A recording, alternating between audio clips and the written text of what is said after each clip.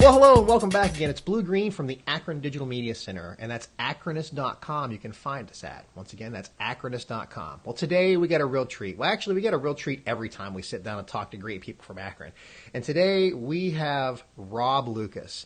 Now, Rob Lucas is a filmmaker. He's a documentarian. He's an entrepreneur, we'll say. He's started some really great things here in Akron. And what I love about what Rob does, Rob not only is an artist, he not only tells great stories, but he actually tries to give back to the community. And that, to me, is outstanding. We should all take a note from this man and try to give back to the community as much as we can. Well, welcome, Rob. How are you doing today? Doing well. Thanks for having me. Thanks for coming on. We greatly appreciate it. So let's talk a little bit about Rob Lucas's past. So you and I went to the University of Akron. You were there a couple years after me, but we had the same professors, the same classes. So we have a lot in common on that back end. Mm-hmm. Now, what I want to talk with you about is you didn't start it yourself. You was a co-founder of the Akron Film and Pixel. Mm-hmm. Now, that's a great little organization. Tell me a little bit about Akron Film and Pixel and how you started that. Okay. When I was in grad school in 2002, I wanted to find a way to show local movies in the Akron area. At that time, even YouTube, I don't even think YouTube existed. There was there's still a Cleveland International Film Festival, and there was the Ohio Film Festival, but they were both in Cleveland. And Akron didn't really have anything like a Cedar Lee or a place to see local movies or indie films. So I put together a one-night program with a friend from the University of Akron newspaper, The Book Delight. And we put together, I think it was about a dozen short movies. It was about an hour and a half of material. And we showed it at the old Gardner Student Center at the University of Akron. And we had a great turnout. We had a lot of fun. The crowd seemed to enjoy it. The filmmakers like to have their movies shown on campus, had the chance to meet each other. And we decided to do it again the next year. And it kind of came and went a little bit after that until 2008, when a group of other students, Mike Honick and Steve Felix were two of them, decided to separate the organization from the University of Akron and make it its own nonprofit. So starting in 2008, the film festival started showing movies at, first it was the the Summit Art Space, and then it became the Akron Art Museum. So the film festival branched out, different venue, became its own organization, and now it's grown to a much bigger organization where it's not just showing movies, but it's going to have workshops and different kinds of events that happen almost every week, and pretty soon it's going to have its own movie theater. Oh, that's fantastic. And, we thank you so much for help putting that together. And it was perfect timing, too. You're coming in right on the steps of the digital revolution. When you were in school at first, they had the Avid editing system and they had some cameras, but everything was tape driven and it was expensive. I know that a camera cost $20,000 to do something, and now it's made it affordable so anybody with even an iPhone can make their own films. And starting an organization is fantastic. I mean, for anybody that's in the university now, go and start an organization. Fill out the paperwork, get it done. I don't know if Rob knew this, but before they started the organization, I had started an association at Akron called the Akron Film Association. And we picked that up from way back. This was done, I think, in the 70s someone started. And we had it going for about a year, but we just didn't have the resources, basically. So I'm glad that you kept this stuff going, and now it's bigger than probably what you imagined at this point. It's getting big. So once again, we want to thank you for that. And if you're in college, go do it. Why not? You have all the time in the world, and you can get it funded. It'll be fantastic. Go for it. Okay. Now, he's not only gives back to the community, but he's also a filmmaker and a documentarian. So let's talk a little bit about your documentary film you have cooking up right now, and I've heard great things about. Sure. I work for a small book publishing company in Cleveland. We mostly publish nonfiction books about Cleveland and Ohio. And about 5 years ago, two of my authors wrote about an Olympic athlete named Stella Walsh. And in their books, they explained that she was a Polish-born athlete who had lived most of her life in Cleveland, and she had won a gold medal in 1936 Olympics and a silver medal in gold in 32, silver in 36 for the 100-yard dash. But when she was almost 70 years old, she was murdered in Cleveland, and it was discovered that she had ambiguous gender. So even during the autopsy, it was hard to tell if she was actually a man or a woman. And, there's a lot of controversy behind that story because she ran against women in some of the most competitive events in the world.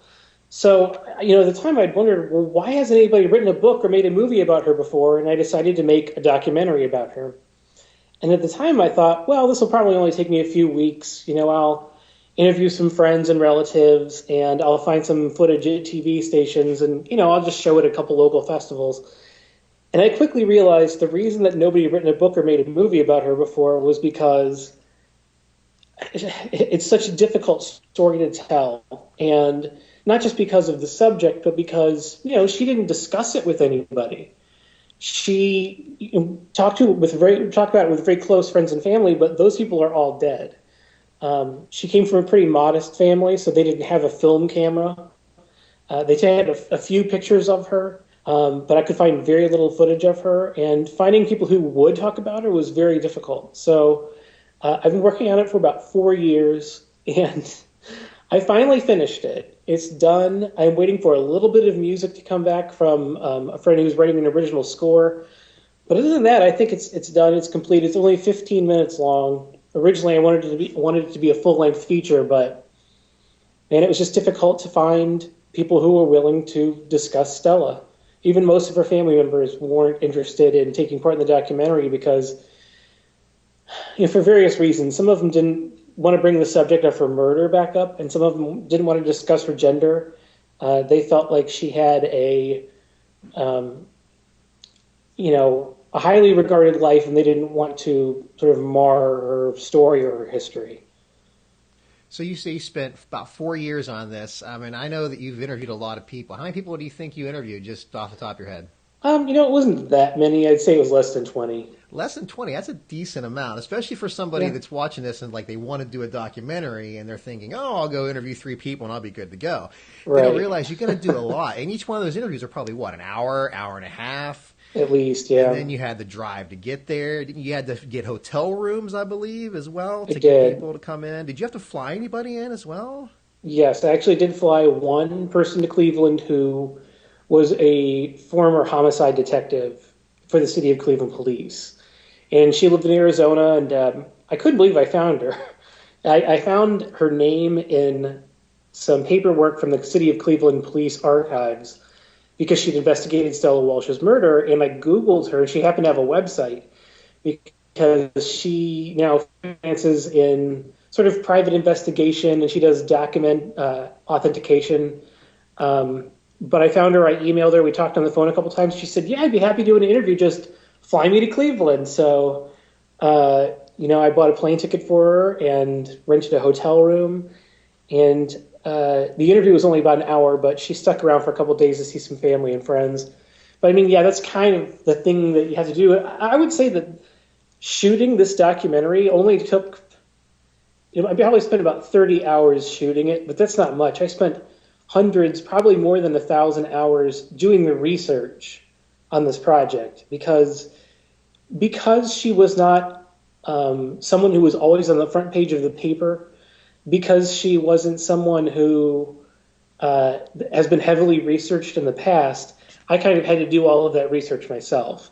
And so that meant going through microfilm at the library for hours on end and, countless internet searches. I had to hire people to do Polish translation for me. I had to have them call Polish television stations and Polish historians. And I mean, it was, it's an involving project. And honestly, like I said at the beginning, I thought it would take me a few weeks, but because it was a complicated topic and because I had to do all of the research on her, and I wanted to be complete. I wanted to tell as much of her story as I could. I didn't want to make the documentary and have somebody call me and say, hey, why didn't you interview me? I knew her really well. So every time I come across a name in, the police files or an old newspaper article, I'd immediately try to find that person and see if they're still alive and see if they're willing to talk about it. I mean, even down to, there was a guy who worked at a convenience store in the parking lot where Stella was murdered. And I tried to find him. It turned out he was dead, but, maybe he knew something. I don't know. But I kind of consider this sort of an investigative piece. It isn't so much current journalism as more of like a historical crime journalism, but I feel like my previous experience as a newspaper and magazine writer and my experience doing research in college and grad school definitely came to play with this documentary. Just research and fact finding and keeping lots of notes and staying organized was really important to finishing this project. Fantastic, Sam. You've really done your research, done your homework. It's going to be a stellar piece. I'm quite certain of that. Thanks. Now, question for you. So at this point, the listeners, viewers, whatever it might be, are thinking, how can I find this? Do you have some websites set up, maybe some social media? And who knows, maybe someone out there listening right now would want to help possibly give Rob some funds maybe to get his film out there, because getting in film festivals is not cheap. That's something we'll talk about a little bit. But yeah, how can we reach you? I have a website for the documentary. It's StellaWalsh.com. Right now, there's only a 90-second preview of the documentary up, but we also have a Facebook page. And you can find the link to the Facebook page on StellaWalsh.com. So I usually try to post news about the documentary or pictures of Stella or little, sort of what happened to her 40 years ago type of stories. But yeah, I mean, I'm always looking for people who are interested in finding out more about Stella or who maybe have known Stella. It's kind of surprising every once in a while when I get some kind of publicity for the documentary, I'll get phone calls and emails from people who knew something about her, and that's always helpful. But I will have a Kickstarter campaign probably in the next 2 weeks or so to try to raise money to pay for the archival footage in the documentary, which is, one of the things about documentary filmmaking is if you want to use footage that belongs to someone else, it is incredibly expensive. So footage from the news, from like the national news from the day she died, or footage of her running in the Olympics is outrageously expensive. I mean, last week I paid almost $2,000 for 5 seconds of footage. And some other sources, they want like $100 a second. And if you want to use 60 seconds, I mean, it's $6,000. So, I mean, I didn't pay that much. I think, I don't even know what the whole budget of the project is, but the archival footage is by far the most expensive part of this documentary. And yeah, I'm guessing almost any documentary now. So this is a passion project for you at this point. Right. Yeah. I mean, the chances of selling this short are probably unlikely because it's only 15 minutes. But I'm hoping to maybe one of my goals for this project is to gain more publicity in the hope of making a feature-length documentary out of it. Because I do have the feeling that once it's done, I will find someone or some group of people who, have more information or have some other way to help out. Well, one thing I noticed, I read a lot doing my research, was Stella kept mentioning a biography that she was writing, but I could never find it. I know it was never published. But I personally believe that there's someone in Cleveland who has a box of Stella Walsh stuff that probably includes, her handwritten biography in their basement, and they don't even know it. Or they do know it, and they don't know about the documentary yet. So I'm hoping that'll happen. Well, that's what it starts out with. It starts out with a little documentary like this, and it gets passed around, and the right person sees it, and before you know it, you'll have your full-length feature documentary on the Discovery Channel or the History Channel or ABC, NBC, whatever it may be. It will be coming. Who knows? Maybe it'll be before the next Olympics. It'll be like a preview before it. Who knows? Got to think big. Okay, so questions for you about documentary filmmaking now. So the viewer, listener is saying, well, how do I do a documentary film? What's your advice on someone that's that raw into their questioning? I definitely think that starting out by doing research on your topic is the most important. Not only figuring out why the story should be told, but how you should tell the story, why you would want to tell it visually. If I wanted to just write a short book or a feature-length article about Stella, I would have finished this documentary a long time ago. But trying to make it visual, trying to find the right photos and footage of her was very difficult. So first off, determine, why you choose a subject, why other people might be interested in it. determine who your audience is, which is always important when you create almost anything from writing a story to making a documentary. Who do you think will want to watch this? How can you gear this to them to most effectively tell your story? Make sure your facts are accurate. So do your research in your story. But in terms of shooting, one thing that we had talked about earlier was not everybody has access to a camera or a video editing system. You don't have to have a super fancy camera to shoot a documentary. You can shoot it on your iPhone. You can even shoot it on your iPad. But there are other resources in the community. For instance, we were talking about the Akron Digital Media Center, which your host Blue Green has been involved with. And I believe they still have cameras that you can rent to help tell your story, yes, as well as still computers where you can edit. Yep, they have all that still there. Taking classes through the organization or through, even if you went to the University of Akron or Kent State or Tri-C, there are classes you can take to help you learn how to shoot a project like this. Learn the technical information behind how to use the camera, how to get really good sound, how to light your subject properly. Because if you don't have a very good picture or if your sound is really poor, it's going to be tough to tell your stories. It's going to be tough to get people to sit down and watch it or to listen to it. So, definitely, get your technical chops down, do your research on your project, on your subject. And, I think it's always a good idea whenever you start with filmmaking or writing, try to start small. If you try to tackle a really, really big project, the first time you try to do any of this, like try to make a feature-length documentary or a feature-length movie, you'll find it's very difficult and very frustrating, and you will make mistakes. And I think it's a lot better to sort of, make practice makes perfect. Try something small. Shoot a documentary about a best friend or a relative at first, or one of your neighbors, and see what kind of mistakes you made or how you could have improved that, and apply that to your next project. So try to keep it simple at first. Sometimes it's difficult to even determine what is difficult and what won't be. My last movie was a feature-length comedy, and it took me about 1.5 years to shoot, which I thought was a long time, until I worked on this short documentary, which I thought would take me a few weeks, and I realized the short documentary was much, much more difficult than the feature-length comedy. Agreed. I mean, I think you should set boundaries when you do something like this. I'm the big fan of the 5-minute school. Do a 5-minute project, whether it be a film, whether it be a documentary, because they all have a structure, they all have an arc. You can apply the same structure and arc you can apply to a big film in a 5-minute. And it's an exercise because it's actually harder. It really is harder to tell a story. And if you want to take it even one step further, do a 30-second commercial. And then, you're really getting your chops in because you're learning to tell that story. And that's really what it's about, telling the story. You mentioned learning to use the cameras. Couldn't agree with you 100 more. And good audio is very important. But, and a good microphone goes a long way. Even if you don't have the greatest camera in the world, as long as that audio sounds good, that's really your main thing.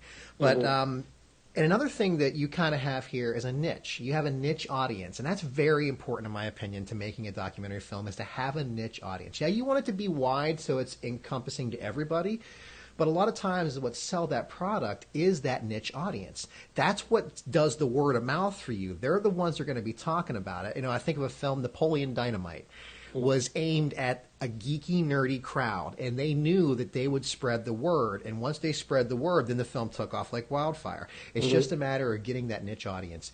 And if you want to sell it, there's ways you can sell it on your own online through Vimeo.com. You can do a pay-per-view if you own all the rights, of course. That's one thing we discussed there. But it's an exciting time in documentary filmmaking, for me especially, because up until recently, you had to find someone to sponsor your film. And you had to get probably a very, very bad deal that's going to pay for all the money after they pay for promotions and advertisement and foreign distribution and all that, and you get like nothing for it. Now, you can cut the middleman out and sell it yourself. There's people making $1 million a year off of documentaries that are obscure subjects, So find a niche audience. I agree. How valuable is information? You can't put a price on it. Information transforms communities, making neighborhoods safer and more connected. At the Akron Digital Media Center, we equip you to be a storyteller using digital tools like cell phones and tablets. Training here is free. whether it's learning photography, video making, blogging, or podcasting.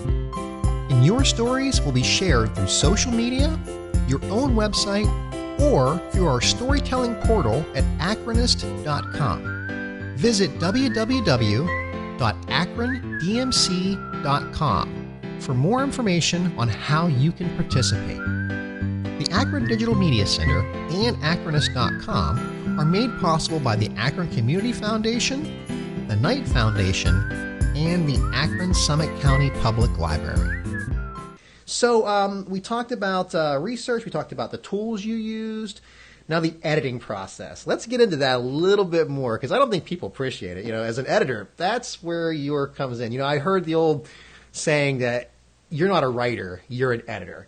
Well, you're not a filmmaker, you're an editor. I know that some filmmakers have editors work for them, but they're in there. They're there the whole time. They're behind the person, telling them do this, this, and this. So talk about that editing process a bit with me. Yeah, I think editing has also been one of the most difficult parts of this project. My co-editor, Steve Felix, and I had edited a 20-minute version of the documentary that I was pretty happy with. And I showed it to a few people, and they really didn't like it. I told her story. It made sense. It wasn't, there wasn't really anything wrong with it, but there was something about the pacing that they didn't like. And I told her story chronologically. And normally when you tell a story to someone, you tell them about your day chronologically, which I thought kind of made sense. But a lot of people suggested that I rearrange the project so it was not in a chronological order.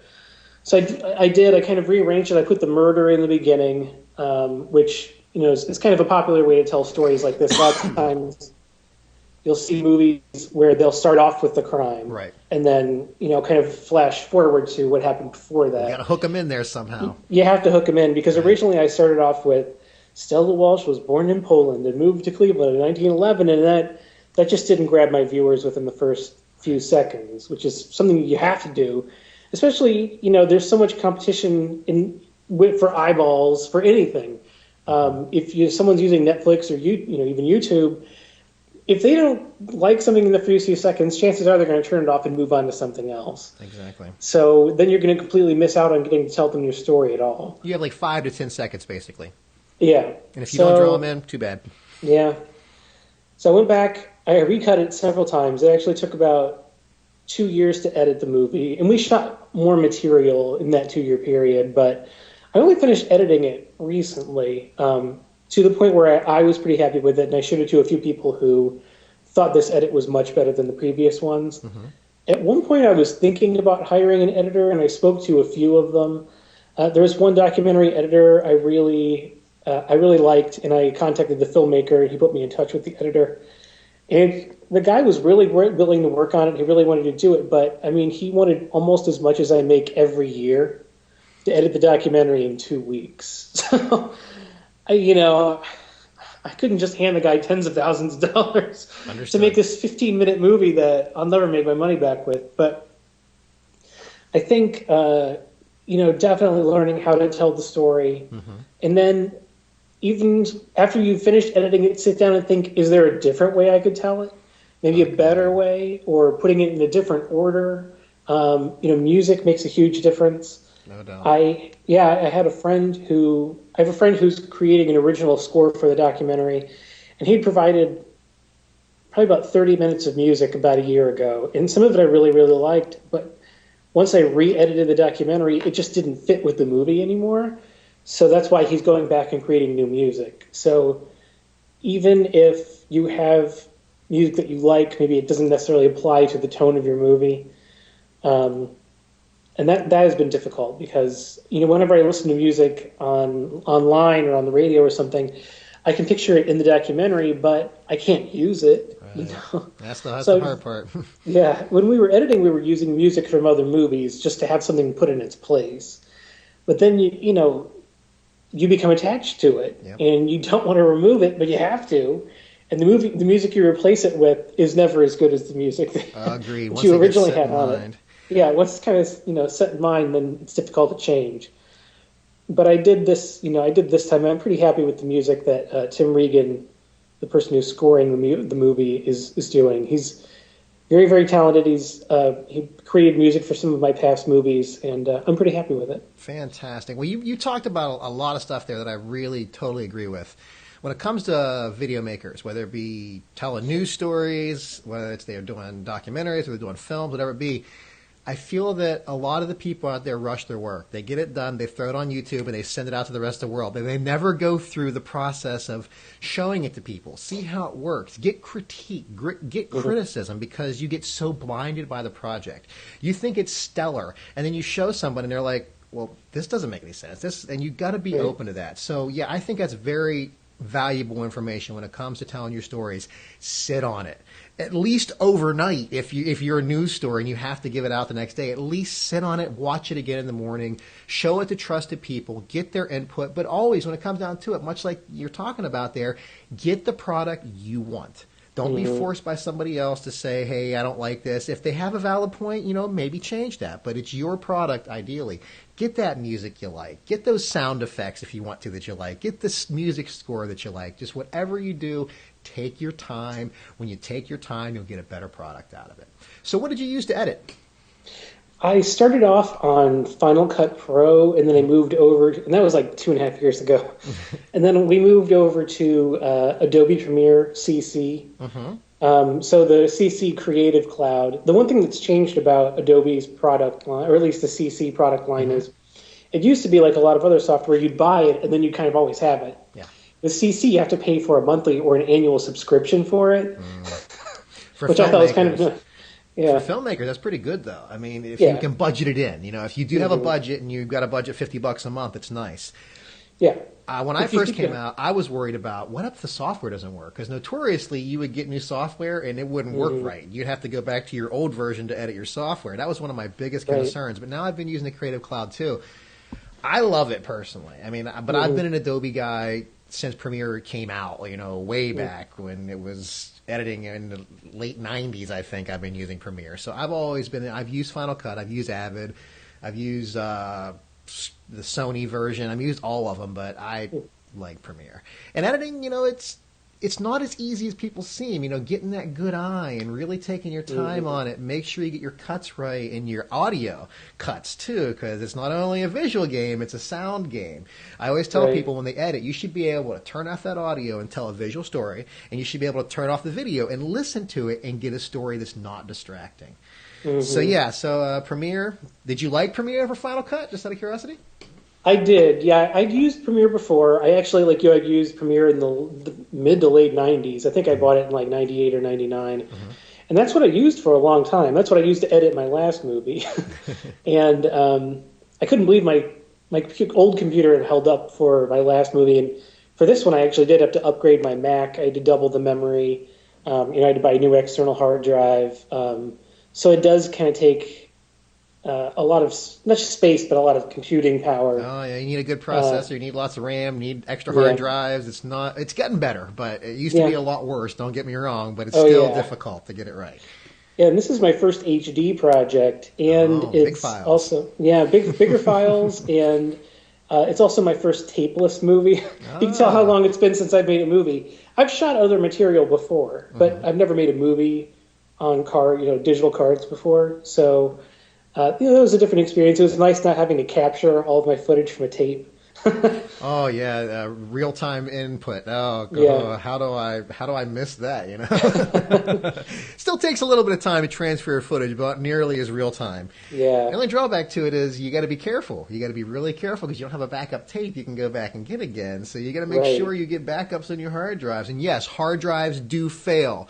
When I was making my film, I shot the first half of the film, 2 hard drives, not 1, 2 of them went bad, lost everything, had to start over. And I'd never had a hard drive failure ever in my life up until that point. And I've been using computers since I was way little, and it does happen. So back up your footage if you're using digital, which most people are nowadays. Okay, so what's your future plans? What's up next after? Because I want to go back. Let's go back to distribution. How are you going to get this documentary out there? What's your avenues? I'm starting to apply for film festivals. I really want to show the movie to audiences and hopefully discuss it with them. along with film festivals, I'm also looking at other venues or events to show the movie. Like the Gay Games are coming to Cleveland in August of 2014, so I'm planning on showing the documentary at an event during the games. And I think it's a good opportunity to sort of discuss Stella's story with an audience and kind of get their input on her story and see what they think. Because I think the interesting thing about this documentary is I present her story, but I try to keep my opinions completely out of it. There are a lot of people who think that Stella should have had all of her medals stripped from her. There's some people who think, yeah, why shouldn't she race as a woman? What difference does it make? So I'm kind of interested to see what other people think. At first, film festivals, unfortunately, because of the footage that I'm licensing, the licenses do not allow me to put the movie on the internet. I'd have to actually pay much, much, much more than what I'm paying right now. So I'm allowed to put it on film festivals, it's allowed to be on TV. I'll have to look on the rest of the licenses, but it's pretty limited. Now, real quick on that, on the film festivals, tell our audience approximately, the average cost of a film festival. I think people think, oh yeah, I'm going to show my film and they're going to take me down in a limo and show me the whole place and have me stay in town for the night and pay for the hotel. Let's talk about the realities of getting your film at a film festival. Yeah, I mean, first of all, when you apply to most festivals, there's a submission fee. And those submission fees can vary wildly. I mean, in general, they're $30 to $40 each. But I mean, if you apply to 10 of them, that's $300 or $400, and that's kind of a lot of money. And that's much as like a PlayStation would cost. And that does not mean your film's going to get into the festival. It's humanly possible to get rejected, and they get to keep your money. So on top of that, most film festivals don't have the money to fly you out or put you up in a hotel room. So you're going to have to drive or fly yourself to wherever it's located and put yourself in a hotel room and pay for all of your meals. So, yeah, I mean, when most people think of film festivals, they automatically think of Sundance. And I do know a few filmmakers who've had their movies accepted to Sundance, but it's really rare. I mean, everyone in the world wants their movie to be shown there, and they receive tens of thousands of movies every year, and they can only show so many. So I think that it's okay to send your movie to Sundance. There isn't a problem with it, but be realistic. Yes. And, whenever I'm making a movie, people always say, well, you're going to send it to Sundance? And, I've always found that if people tell me they're going to send it to Sundance, or if I read an interview with someone who says they're going to Sundance, get in, I kind of feel like it's kind of jinxed. So, I mean, I don't even think I'm going to send it in, primarily because Sundance is in January of every year. And I wanted to show in other film festivals before then, and Sundance likes to have premieres. So I'll save my $40. And, now, do you use Dropbox? I do use Dropbox. You mean without a box? Or, I'm sorry, my bad. I've been downloading files. Yeah, without a box. Yeah, I do use without a box. It's a good system, but not every film festival uses it. And in fact, there's a film festival I just applied to last week. They required that I send in 2 DVDs. And that's fine. I don't mind doing it, but it was time consuming in the sense that I had to burn both of the DVDs and test them to make sure they worked. And I had to go to the post office, so it's a little more work. And the nice thing about without a box is you can upload your movie to their system, and film festivals can watch it on without a box without having to get a DVD or have to have you ship it out. But no matter how you cut it, it's work. It's work to get your profile set up, to upload your film and their specs. It's not easy whatsoever. I made a film. I sent it out to a plethora of places to where I finally spent like $500-600, and I didn't get in one film festival whatsoever. So, it happens, but don't get discouraged. I'll make a film again in the future. I realized that it was a stepping stone, and I've made several, but it's just a matter of next one will be a little better. Next one will be a little better. Maybe, who knows? Maybe next time I'll actually have a crew to work with. That'll be great. I'm kind of a guerrilla guy. I do it all myself, which isn't the way to do it. Let me tell you, you need a crew. You need people there. If you want a quality product, you need people to help you. So, what's your future plans, Rob? What's next? I think once I'm kind of done with Stella, well, at least done with this documentary, I'm thinking about writing a feature-length screenplay based off the documentary. I'm not sure when I'm going to start doing that, but maybe next year. And then, I have other documentary ideas and I have other film ideas. I've spent so much time working on this, I feel like it's time to take a break from filmmaking a little bit. I'd like to devote my time to a few other things. I've thought about writing a book. I do work for a book publishing company, so I work on a lot of books already, and I feel like I have one idea that I've been wanting to pursue for a long time. I have a couple ideas that I've been wanting to pursue for a long time, so maybe I'll write a book. I'm still on the board of Akron Film and Pixel, so I'm somewhat involved with that organization. I used to be the director, but now it's Steve Felix who's running the organization, but I do want to continue to be involved. The last 12 months have been really, really busy, so I really haven't had the chance to do much other than, sort of work on this documentary and go to work. And I have a daughter, so, that's like, you want to spend time with your family, too, on top of all your hobbies and what you do for a living. So, I have a mix of stuff I'd like to do. Fantastic. Well, you keep yourself busy. We want to see your work because we know you make good products. You tell great stories. I look forward to seeing Stella. I've seen some footage here and there. I've helped you a little bit with it, but I kind of want to see it all come together, and I'm looking forward to the next part of it. So now, time for our shameless plug, because we like to do that here. Is Rob went to the Akron Digital Media Center. He took a couple classes there. Not that he probably really needed to go, but he did check it out. So, would you recommend people go there? Sure, yeah. If you do not have experience in shooting or writing stories or journalism, but you're interested, or even if you've done it a little bit yourself and you're looking for an outlet to tell stories, this is a great place to start. It's a great place to learn. Not only do you get to learn how to do these things, but it's also sort of a social environment. You get to meet other people who want to do the same things you do. You can make a new friend. You can test out new video equipment and audio equipment. So yeah, it's a great place to try new things, to get started in storytelling. And I will test to that. I met Rob through there. I heard of Rob Lucas through town. I knew what he did. I'd seen him here and there, but I never actually had to talk with him until he came to our class. So see, you can make great friends, great acquaintances, people that you can work with in the future, people that you can bounce ideas off of. So yeah, come on down, check it out. Now, how do we get a hold of you, Rob? What are some ways that we can check out the documentary? Maybe you have your own personal page. Whatever ways you want us to contact you, how would you do that? You can do it through StellaWalsh.com. I have my email address, and I might even have my phone number still up on the site, or through the Facebook page, which is accessible through StellaWalsh.com. Like I said, I'm still involved with Akron Film and Pixel, which is akronfilm.com. And yeah, I'm always out and about. And if you need help with your movie, or Blue, if you need help with a project, in the future, please let me know. I just signed up to be a volunteer or to be an extra in a movie this week. It's going to be shooting in Cleveland or Akron at the end of the month. So there are all kinds of opportunities to kind of get involved with filmmaking, and if you need help, let me know. There most certainly is lots of opportunities out there. I'm shooting a film in about a month from now from somebody. I'm going to shoot and edit for him. It's just they approached me. It sounded like a good idea. It's a one-day shoot, which I always like short shoots, and Sure. you're gonna learn from this. Building your skills, learn from other people. Well, Rob, thank you so much. I know that you're a busy guy. Rob's a father. Rob's got a full-time job. Got another full-time job making documentaries, got another full-time job distributing those documentaries, and got another full-time job thinking about his next project. So he's a busy guy. I greatly appreciate you taking your time. And maybe, who knows, we'll talk with you again next time that next project comes up. Or if Sundance decides to take your film next year, well, actually, they won't. But you're not going to enter it. But if a big one does, let us know. Maybe we'll do a little podcast about that. Once again, Rob, thank you so much for your time. You have a great day, and I will talk with you at a later date. Thanks. Talk to you then. And thank you for joining our podcast. This is Blue Green from the Akron Digital Media Center. You can find us at akronist.com.